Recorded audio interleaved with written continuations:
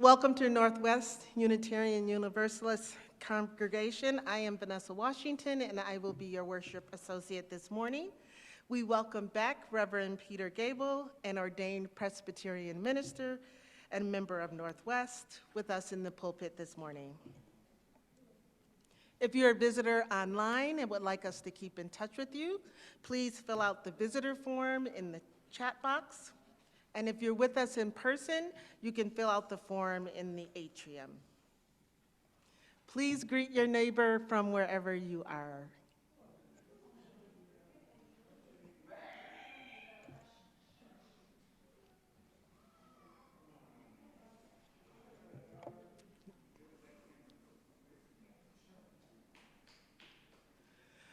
Now let's all take a deep breath and settle into a time of worship.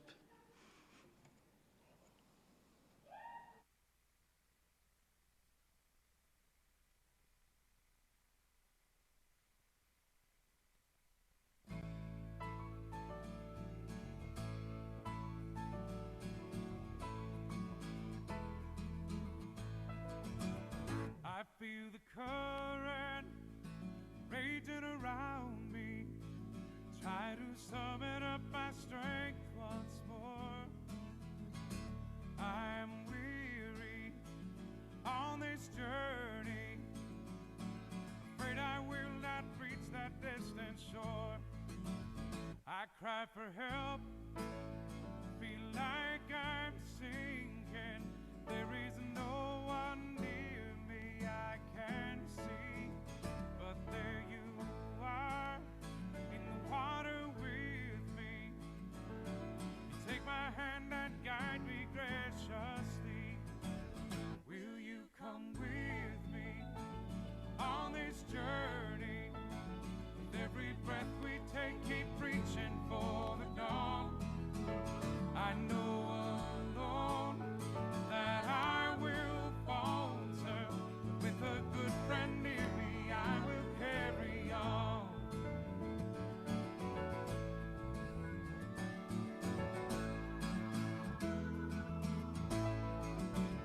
There is a kindness in your smile and a gentleness within your speech. You reassure me, your love surrounds me. I know safety is at last within my reach.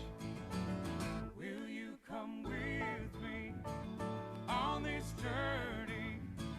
With every breath we take, keep reaching for the dawn. I know alone that I will falter. With a good friend near me, I will carry on.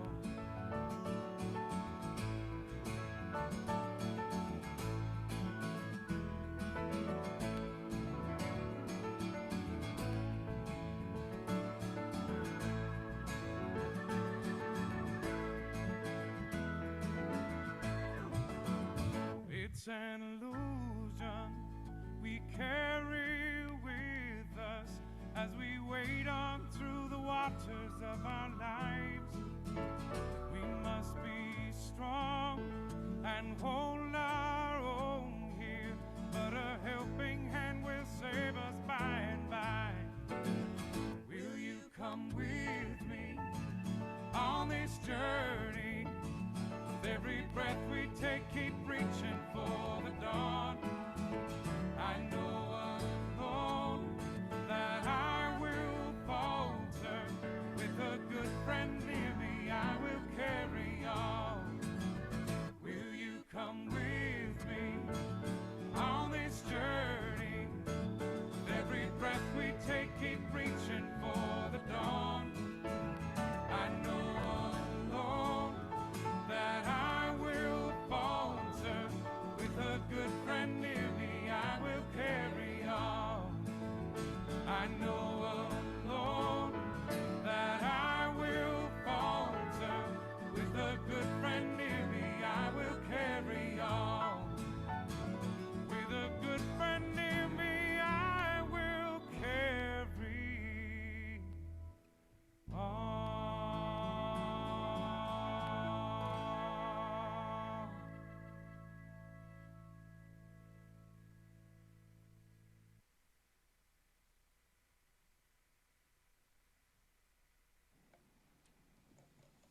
We light our chalice, the symbol of our faith, knowing this morning that many other Unitarian Universalist congregations across this land and across the world are doing the same. We do so with words from Reverend Scott Taylor.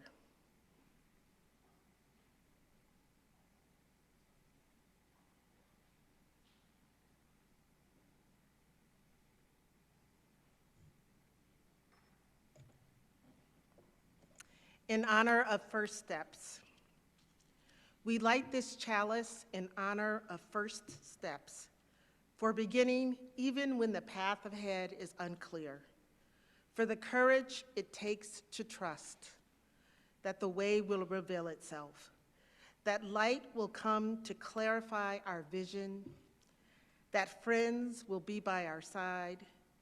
May the words, song, stillness, and common breath of this hour remind us that every step of the way is never one we take alone.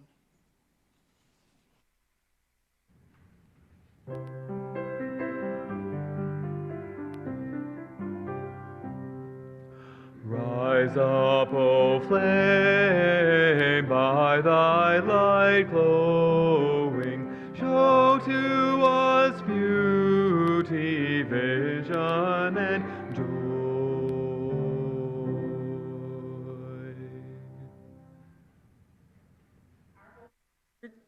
Sorry. Our opening words are by Reverend Gretchen Haley. Grace meets us where we are. There is nothing you need to bring with you to be welcome here. No right beliefs or proof of citizenship, no eternal optimism or clarity of conviction, no boundless courage or endless expertise. You do not need to know what brought you here or how you will solve that problem you are turning over and over and over in your mind. Your bills do not need to be paid, and your checkbook can be a mess. Your children may have been up half the night. Your hearing aids may not be working, and your knees may be creaking.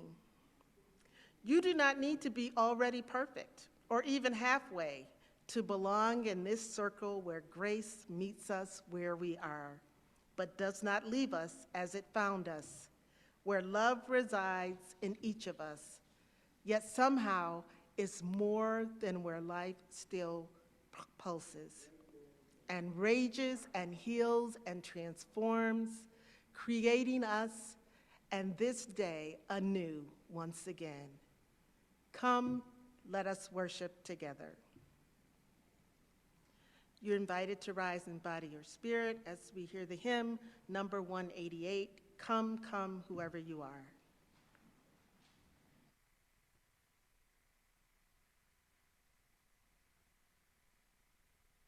Come, come, whoever you are, wanderer, worshiper, lover of leaving. Ours is no caravan of despair. Come, yet again come. Come, come, whoever you are, wanderer, worshiper, lover of leaving. Ours is no caravan of despair.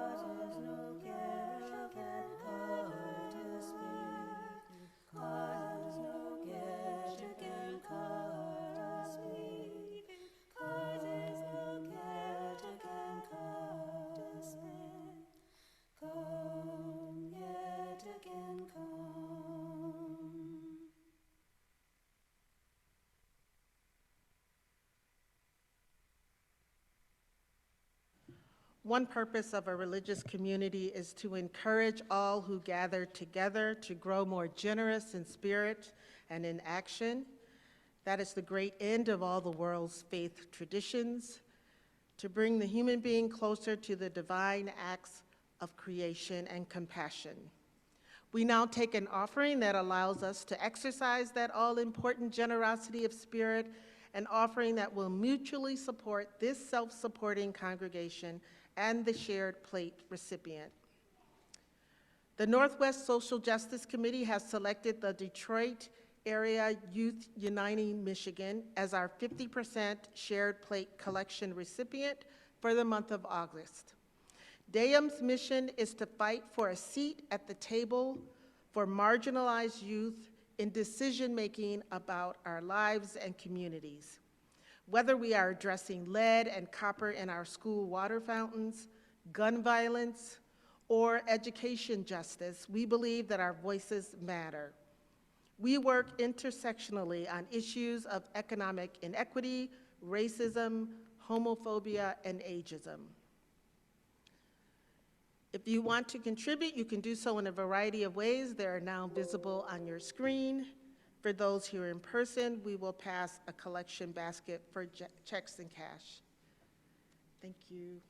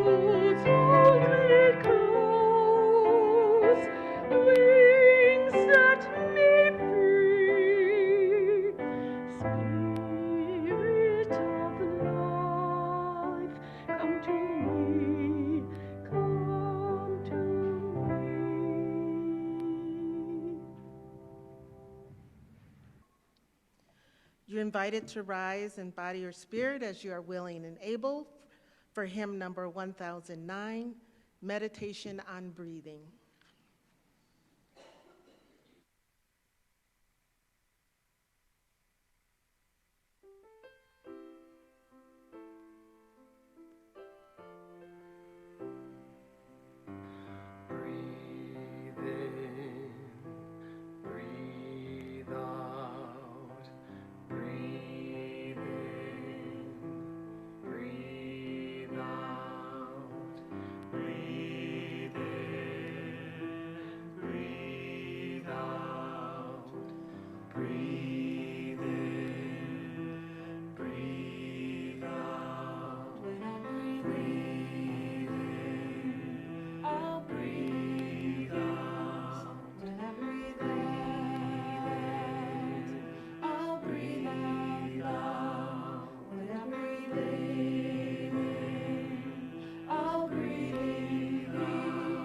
When I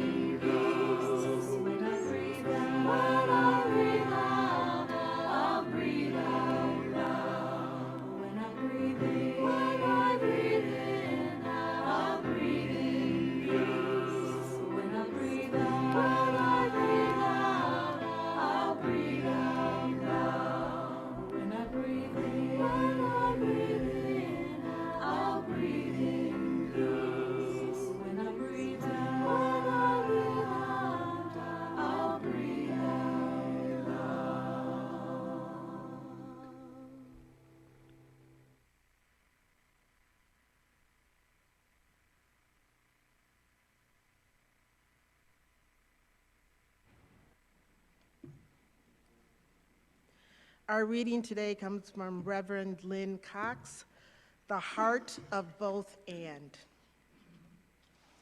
Spirit of life, ever adapting and renewing, we come together this morning with yearnings that do not match. We yearn for stability, for even one moment of feeling like we know what is going on, for the ability to predict and prepare for what is coming next. Yet also, we yearn for change. We ache for a world that turns aside from racism, violence, dehumanization, and disregard for suffering. We pray for a change in the illness, grief, isolation, incarceration, and vulnerability of our loved ones. We reach for connections that will remind us that we are worthy as we are. And we reach for connections that will help us to become our best selves. Hold us in the heart of both and. Cradle us in the mystery. Cherish us in the eternal presence of love and encourage us on the path of growth and development. As individuals and as people, help us to become who we are called to be. Lead us to open pathways to deeper wisdom through reconciliation, self-respect, and mutual respect, compassion, owning and making amends for our mistakes. Source of wonder, move us to express and live in gratitude for the beauty of the world, the loving people in our lives, and this day of possibility. To this we add the meditations of our hearts as we enter into a time of silence.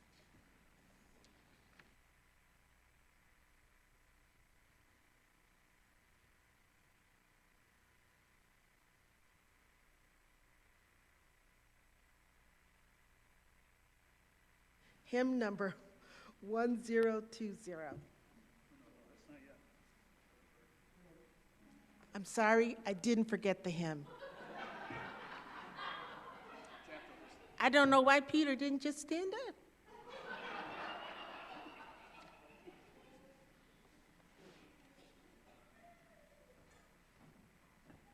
I didn't stand up because it was a time of silence.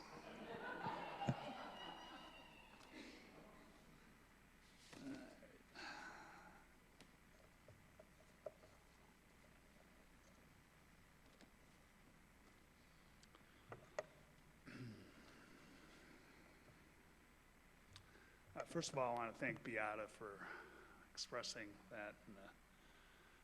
And, I so much enjoy being able to do this once a month that the thanks aren't necessary, but they're greatly appreciated.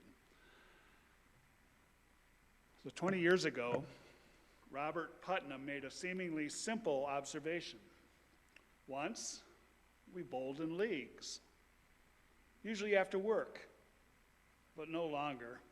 This seemingly small phenomenon symbolized a significant social change that became the basis of the acclaimed bestseller, Bowling Alone, which the Washington Post called an essential book, and Putnam, the de Tocqueville of our generation. You don't know how afraid I am of mispronouncing de Tocqueville. Bowling Alone surveyed Americans' changing behavior over the decades, showing how we became increasingly disconnected from family, friends, neighbors, and social structures, whether with the PTA, church, clubs, political parties, or bowling leagues.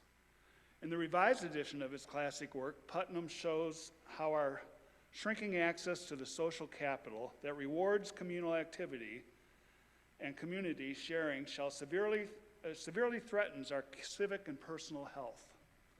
These consequences have new resonance for our divided country today. It includes critical new material on the pervasive influence of social media and the internet, which has previously unthinkable opportunities, which has introduced previously unthinkable opportunities for social connection and unprecedented levels of alienation and isolation.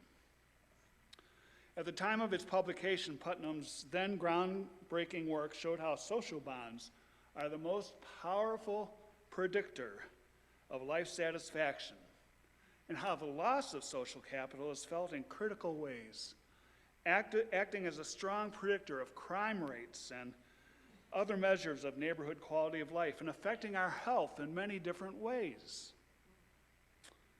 Well, how we connect or become disconnected has changed over the decades.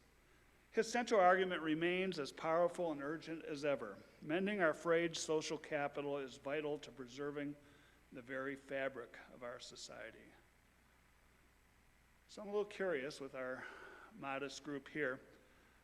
Raise your hands if you've been bowling ever. Ever, okay? And how many of you have ever in your life been in a bowling league? Okay, fair number. How many have been in a bowling league the last 20 years? And I know it's not because of age, because it's always been sort of an age-free sport, hasn't it? So, bowling is a symbol of what's going on in our society. We're atomizing, basically, as a culture.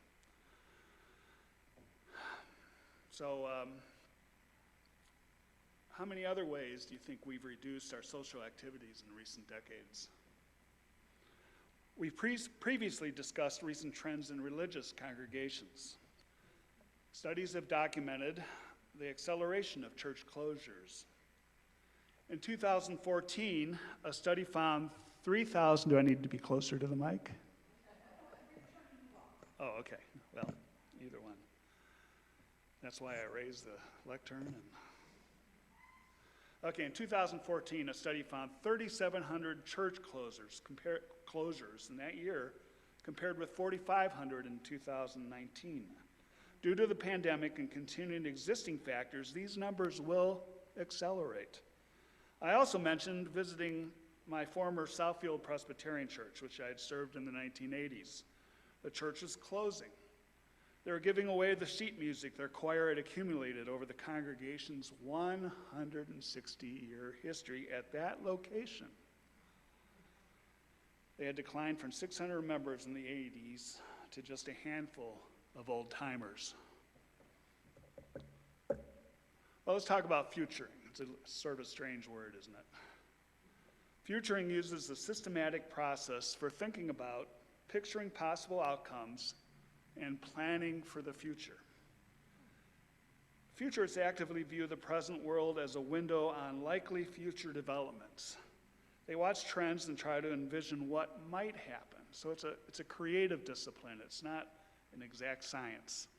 It uses statistical analysis and history and all kinds of other disciplines, but it involves creativity.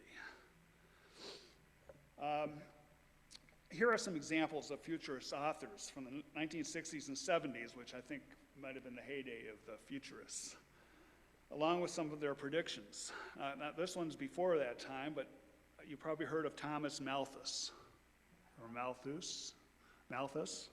He was an English economist and demographer who predicted the end of the world, in a way, of starvation, because the population was multiplying geometrically and food production was multiplying arithmetically. Okay, bringing it up to 20th century, Alvin Toffler was an American writer and futurist who's best known for his 1970 book, Future Shock, and his 1980 book, The Third Wave. In Future Shock, Toffler predicted that technological change would accelerate in the 20th century, leading to a future shock period as people struggled to adapt. He also predicted the rise of the information society, the decline of traditional institutions, and the increasing importance of personal growth and self-fulfillment, or I would also put that individualism. Some pretty good predictions there, generally speaking. Herman Kahn was an American nuclear strategist and futurist who was a leading figure in developing game theory. You've heard of that being used. Do you want to play a game? Kahn explored the implications of nuclear war and proposed several strategies for deterring it. He also predicted the rise of new technologies, such as artificial intelligence and genetic engineering, and the increasing importance of global cooperation. Buckminster Fuller was an American architect, designer, and futurist, best known for his geodesic domes. In his book, Operating Manual for Spaceship Earth, published in 1969, Fuller argued that the Earth is a spaceship we all share and need to learn to live more sustainably. He also predicted the development of new technologies such as solar power and desalination that would help us meet our needs without destroying the environment. How many of you have been to Henry Ford Museum in recent years? You've seen that aluminum home. What's it called? The Dymaxion. If you haven't seen it, it's really a trip. Well, I'll just leave it at that. Marshall McLuhan was a Canadian communications theorist, best known for his concept of the global village. In his book, Understanding Media, McLuhan argued that new technologies such as the printing press and television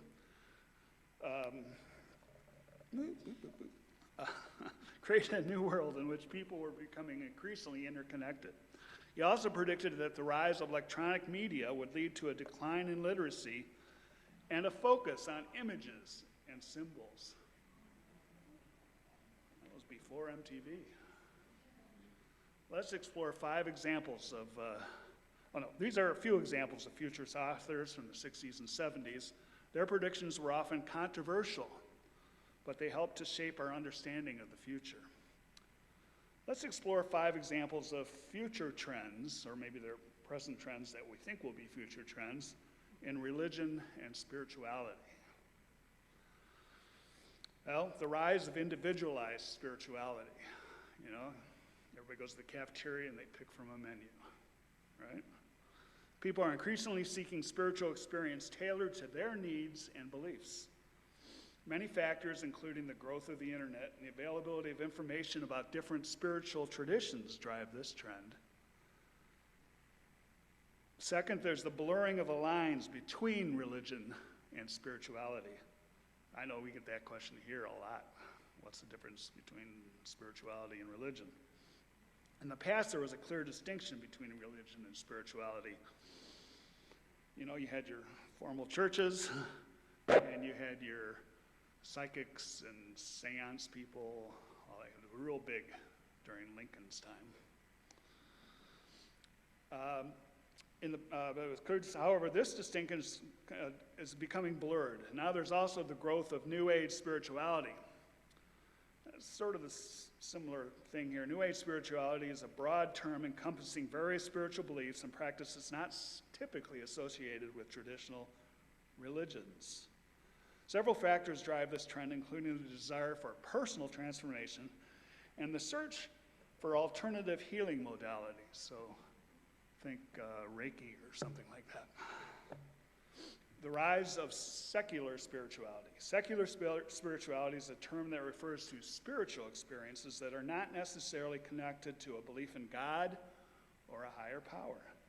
Many factors, including the increasing secularization of society and the growing popularity of mindfulness-based practices, drive this trend.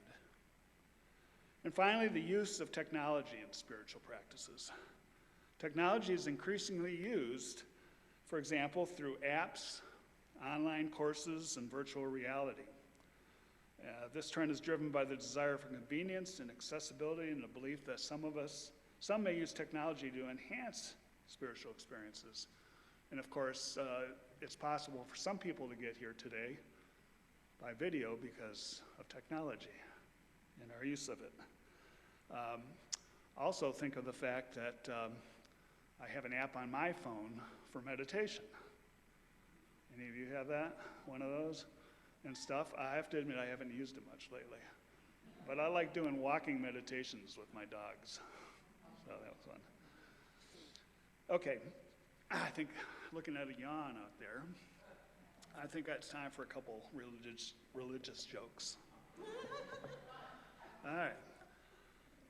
So, if I sold my house and my car, had a big garage sale, and gave all my money to the church, would I get into heaven? A teacher asked the children in her Sunday school class. No, the children all answered. If I cleaned the church daily, mowed the yard, and kept everything neat and tidy, would I get into heaven? Again, the answer was no. Well, she continued, then how can I get to heaven? A 5-year-old boy shouted out, you gotta be dead.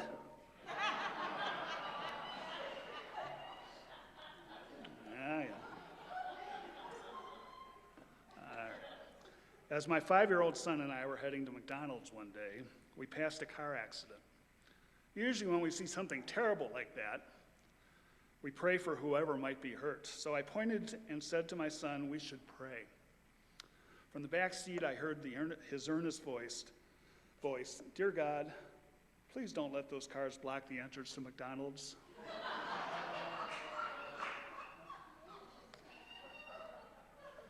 All right. So, our congregation, as well as the UU denomination as a whole, facing many challenges. Declining membership, declining finances. Do you know the median age of a UU member is 58? Yeah, and I think we exceed it in this room, to tell you the truth. Well, there are also some positive trends.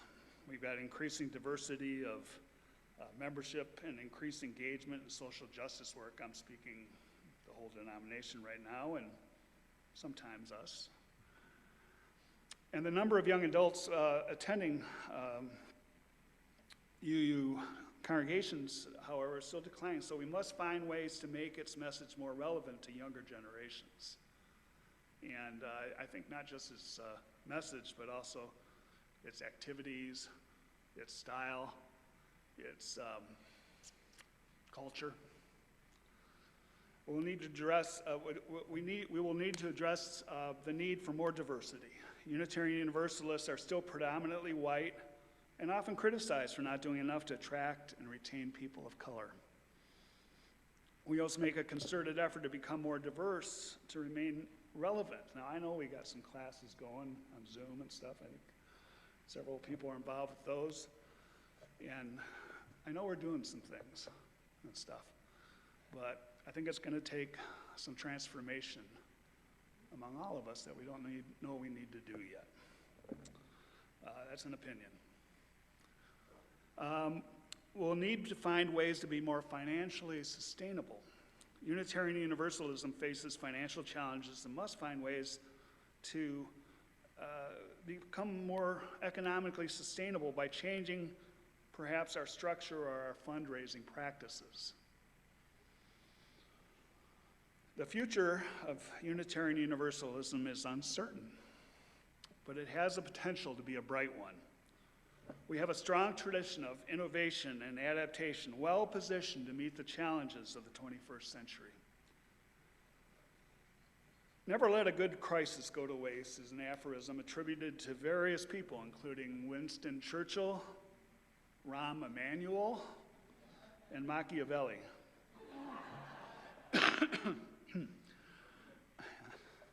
The religious world is in turmoil. People seeking spiritual answers and belonging are disrupted and open to new approaches. I'm reminded of the exciting new initiatives we will try with our friends at First Church. I know it seems worrying to some of us. It's going to be okay. We need to be as relentless as a shark, always moving forward. Let's have faith in those entrusted to plan some experiences with other congregations. If you have ideas to contribute or concerns to share, do it before and during the decision process. Board meetings and their minutes are open to all. I've attended board meetings that, when I'm not on the board, it's fun. You don't believe me? Phone or email a member of the board or an involved committee person. Get involved early so decision makers hear your voice before making final decisions. And I'll end with a couple appropriate quotes. From Isaac Watts, learning to trust is one of life's most difficult tasks. And from Helen Keller, be of good cheer. Do not think of today's failures, but of the success that may come tomorrow. You have set yourselves a difficult task, but you will succeed if you persevere.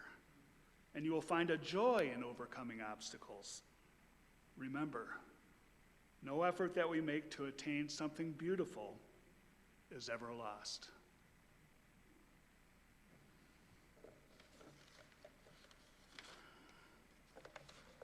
And now, as you're willing and able, please rise and join in singing under the leadership of the UU Ministry for Earth, Woyaya. Woyaya? Well, we'll learn. Again.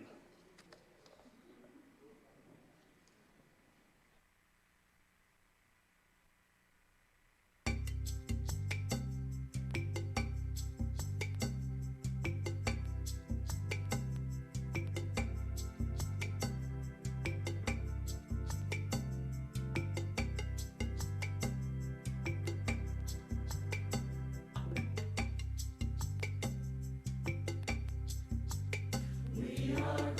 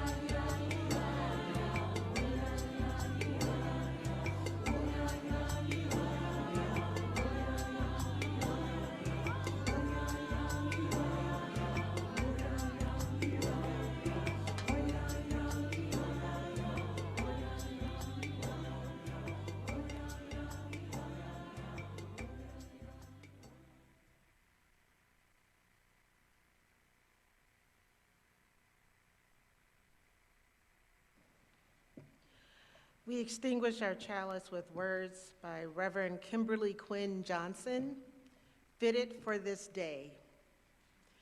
We are the ones we have been waiting for. We are not perfect, but we are perfectly fitted for this day. We are not without fault, but we can be honest to face our past as we chart a new future. We are the ones we've been waiting for. May we be bold and courageous to chart that new future. May we have faith in a future that is not known. We are the ones we've been waiting for.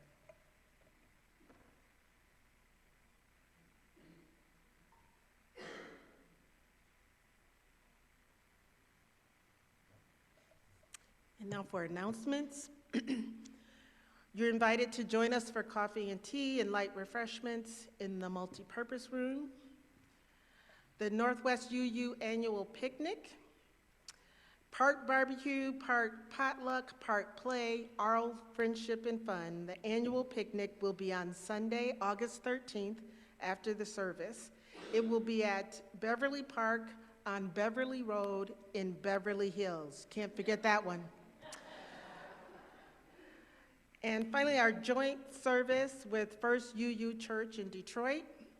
You all should have received information about our first collaborative service with First Church in Detroit. It will take place at First Church on Cass Avenue near Wayne State on Sunday, August 20th.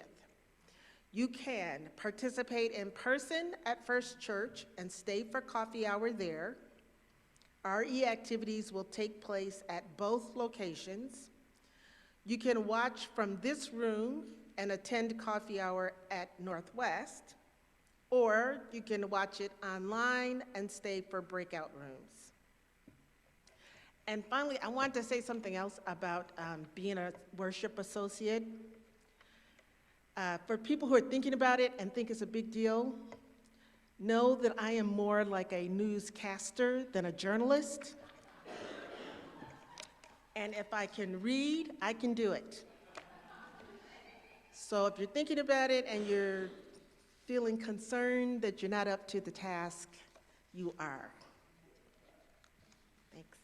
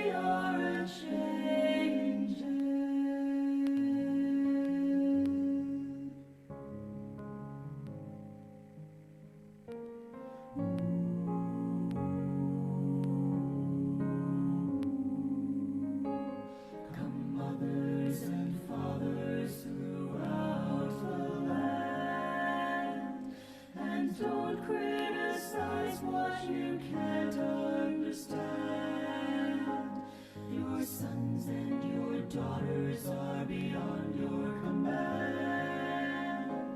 Your